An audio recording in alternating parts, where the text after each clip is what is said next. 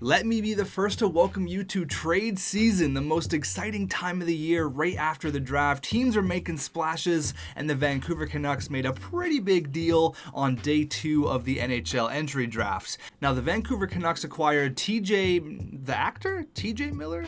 No, not that guy. JT Miller, right. JT Miller from the Tampa Bay Lightning. Cap Friendly is going to break down the trade for us, and then we're going to break it down in NHL 19 franchise mode, and then we're going to do a quick 1-year simulation and see how JT Miller does on his new team, the Vancouver Canucks. I'm also going to give you my thoughts on the deal, so let's break it down. I was lucky enough to experience the NHL draft live, day 1 and day 2. Once I saw Bob McKenzie tweet out that Vancouver was working on a deal to get JT Miller, I was sitting there refreshing Twitter like a madman in my seat, and boom, it finally went down. About half an hour later, the Vancouver Canucks acquired JT Miller from the Tampa Bay Lightning in exchange for goaltender Marek Mazanek, a 2019 third, which was number 71 in the NHL entry draft, and a 2020 conditional first. Now, the condition is pretty big on this one. If the Vancouver Canucks miss the playoffs next season, 1920, it becomes a 2020 first round pick. So no matter what, they get a first. It's just depending if we make the playoffs next year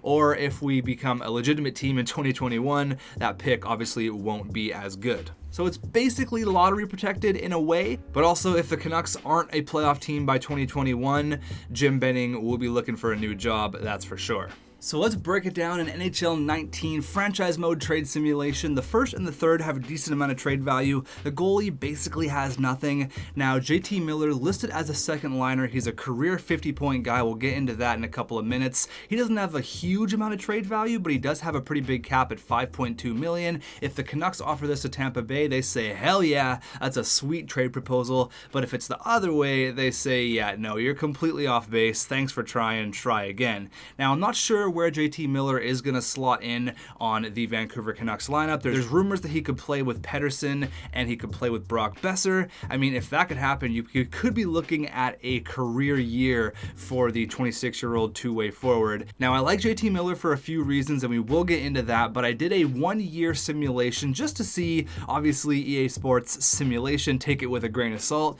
but he ended up having 51 points, 22 goals, 29 assists. Honestly, if JT Miller hits a 50 to 60 point mark, I think that's a huge win for Vancouver, and the Canucks obviously sucked this year. They ended up picking 5th overall, of course, because Vancouver, and since they protected that pick for 2019-2020, obviously Tampa would get the 2021st pick, which is good news for Canucks fans.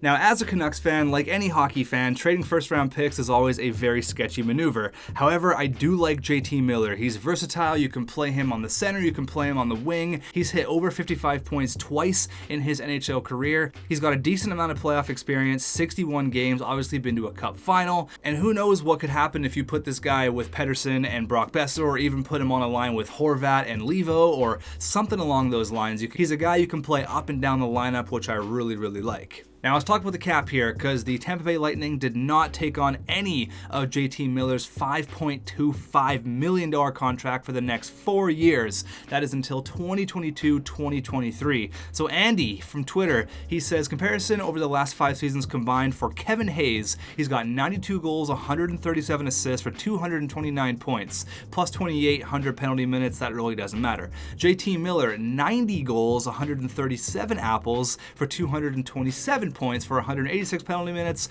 plus 23. So Kevin Hayes is making 7.4 for the next 8 years, okay? And JT Miller making 5.25 for the next 4 for 2 less goals. Now, Ray from Twitter, he also breaks it down in a very similar manner, breaks down the 2 contracts, and he says the potential drafted player you're crying about is still 3 or 4 years away, obviously that being the first round pick, and wasting Bo Horvat's cap-friendly deal and prime with no overpayment for a unrestricted free agent this summer. If the Canucks were to go out and get another top 6 winger, it would cost a lot more than $5.25 million.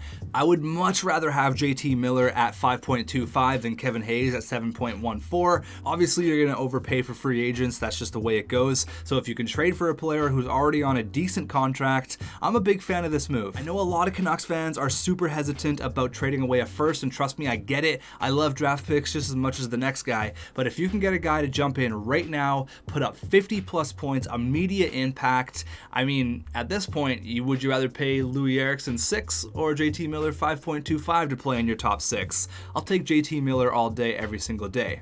I really do like this move. I like JT Miller a lot. He's a big dude, 6'1", 218. Put him on the wing with Horvat, maybe Virtanen gets top 6 minutes. Like, that's a tough line to play against. I'm not saying this is a complete home run for the Vancouver Canucks, but they could have done a lot worse. Plus, looking at this from Tampa Bay's point of view, they have to sign Braden Point. They're right up there for the cap, so it made sense for them to do a partial cap dump. Even though JT Miller isn't making a ton of money and he's still a very serviceable player, it makes sense for both sides. I think it's a split even, right down the middle trade. Both teams get what they want. Tampa Bay has a little bit more money in the bank to maybe throw some more at Braden Point and get some other things done, and the Canucks fill a top 6 need without having to go overpay in unrestricted free agency. So I love this trade for both sides. As a Canucks fan, it's hard for me not to pick the Canucks, but I also see it from Tampa Bay's side, so I'm giving it a straight 50-50 split down the middle. If you're still hesitant about it, go ahead, check out some of this guy's highlights. Obviously, multiple 20-goal years.